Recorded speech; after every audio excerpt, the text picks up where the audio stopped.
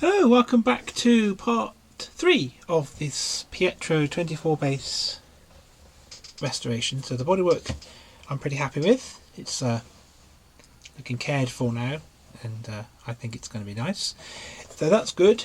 The next job is to tackle the reeds, because that's the biggest job and the one that I need to get done next. So because I've taken the reeds out before I did the bodywork, so I've got them all actually ready, I'm going to now then concentrate on getting these reeds done. I'll just bring this down like that. So now I've got the two sets of treble reeds. So I've got the black notes, which are arranged 3, 2, 3, 2, 3, and so for each black note there's two notes at play, so you get the kind of tremolo tuning. So each note has two notes at play at the same time. And then for the white notes, again, you've got two reeds for each note, so you get both reeds playing at the same time to give you that tremolo. So that's the two reed blocks on the treble side. So I can now concentrate on getting these into shape. And so that's very straightforward really, and what I'm going to do is, first of all, I'm going to mark each reed with a scratcher on the plate, so that I can put them back in the same way up as they came out, because I need to know what happens there, because I want them to be as close to good as I can. And by marking the reed, it just means that when I come to put it back in again, if I put it back the right way up, then there's probably less tuning to be doing, because the accordion would have been tuned with the reeds in this position, and there could be a slight difference between having the reed that way up or that way up, just very slightly. So that will just help things along. So the next thing is to mark the reeds, and also to work out which is which on the reed. So what I'm going to do is just to sound the reeds on this side and sound the reeds on this side. So over here, over here, I've got my little, you can see it, a little hole with a bellows underneath.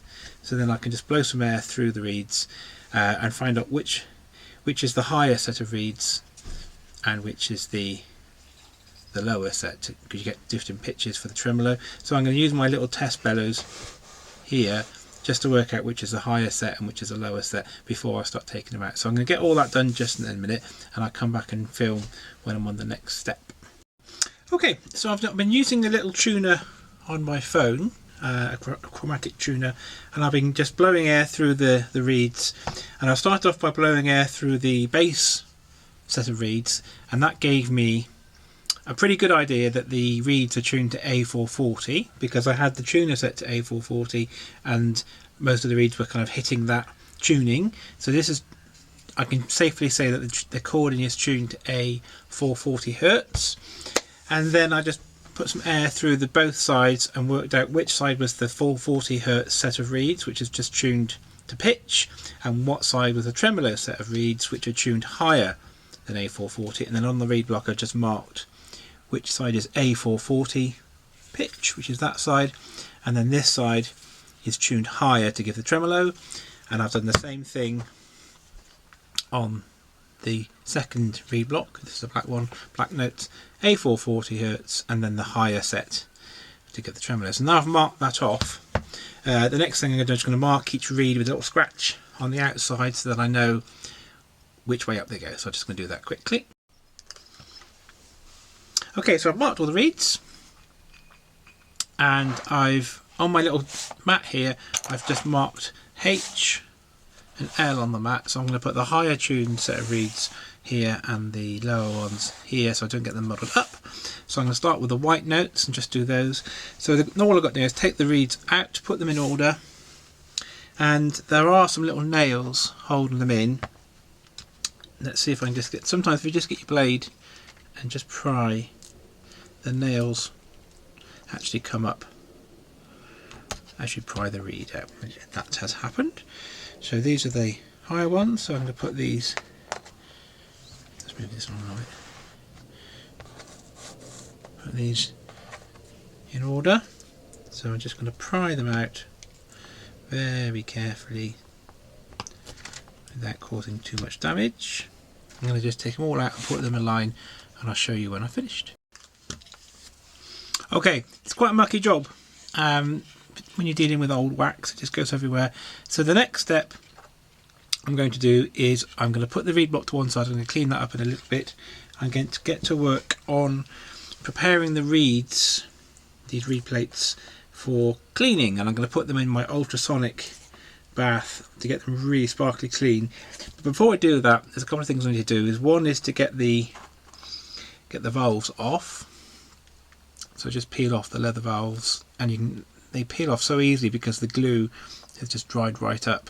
So peel off the valves, and then with a little blade I'm just going to go around each reed, scraping off any wax that I can scrape off before putting them in the ultrasonic cleaner, just very carefully. And there's little bits of glue left on the reed plate from the valves, so just very gently I'm just going to scrape away the excess glue, not being careful not to really scratch that reed plate too much, but just to get that glue residue off. So once they're all cleaned up, then I'll get the ultrasonic bath ready and give them a good old bath. So I'm just going to clean up the reeds, and then I'll show you when they're clean. Okay, so I've cleaned the reeds. Show you what I've done here. So what I've done, I've taken off the valves, and I've then taken off any wax around the sides, cleaned off any glue remaining from that was sticking on the valves, and I've got them in two lines, higher and the lower set of reeds. So now I'm going to put them into my ultrasonic, just here, and in here I've got some warm water, a little bit of fairy liquid, only drop, a little bit of isopropyl, that's my little special mixture. So I'm going to give them a thorough clean, come out, and when they come out I'm going to get a hairdryer on them, get them really dry so that all the water's completely gone before I do anything else with them. Okay, so let's just pop, I'll start with the higher set. Let's just pop these in, and then we'll have a look at what they look like after probably about 15 minutes. I would normally give these just to clean off, and it does make a big difference. I found that when I get them out of the ultrasonic cleaner, they just sound a bit more zingy, a bit just better. So it definitely makes a difference. So let's plug this in, get it started.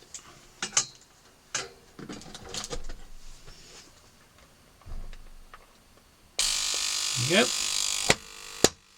So keep that running for about 15 minutes, and I'll do both sets, and then I'll show you what they look like after they've all had a good old bath. Okay, so that's all the reeds cleaned in the ultrasonic, and then just thoroughly dried with the hairdryer. And if I just pick one up and ting it,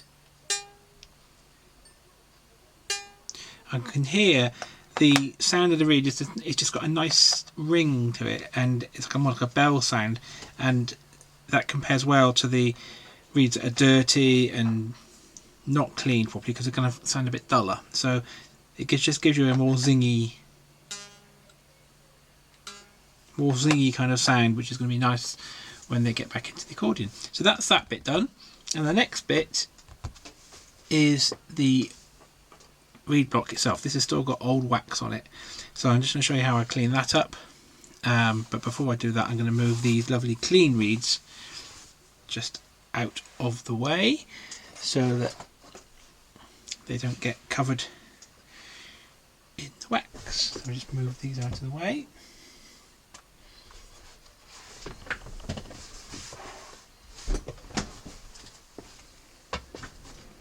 There we go.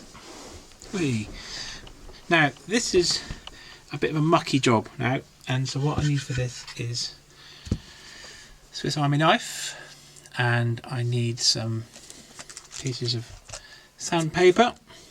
I've just got a selection in here, and I've also got a little special knife.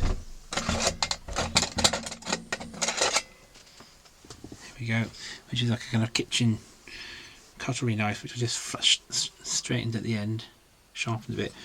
And there's nothing technical about this really. It's first of all just scraping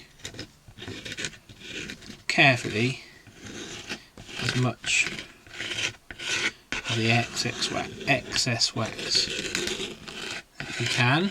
Just being careful not to scrape into the wood. And this little knife that I've made is actually pretty good at just taking off old wax, so I recommend that. Some of the wax is quite hard, so it comes off quite easy. So I'm going to go along like so, and then you've got a bit along the bottom here, so I just wanted to get my little knife all the way along. And then once I've got the most of the surface wax off, and I got, first of all it's like 120 sandpaper, and then I go to 240, and it's just careful as I can, getting the surfaces really clean and free from old wax. It's quite a nice little job, this one. Oopsie, sorry, shaking the table. Quite a nice job, because you can just really go to town on these reed blocks, get rid of all the old wax.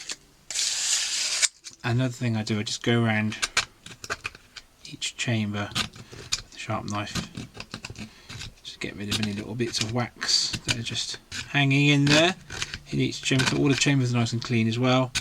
And that's it really. So it's just a careful cleaning up, so starting off with a blade, get rid of all the kind of surface stuff, and then 120 sandpaper, nice and careful, and then got some 240, and I'll go along with that as well, and just get it as smooth and as clean as possible without damaging the wood. So I'll just clean that up and I'll show you when it's finished. Okay, so there we are, that's all done. So the reed block is all nice and cleaned up, nice and smooth, free of wax and everything else. So that's done.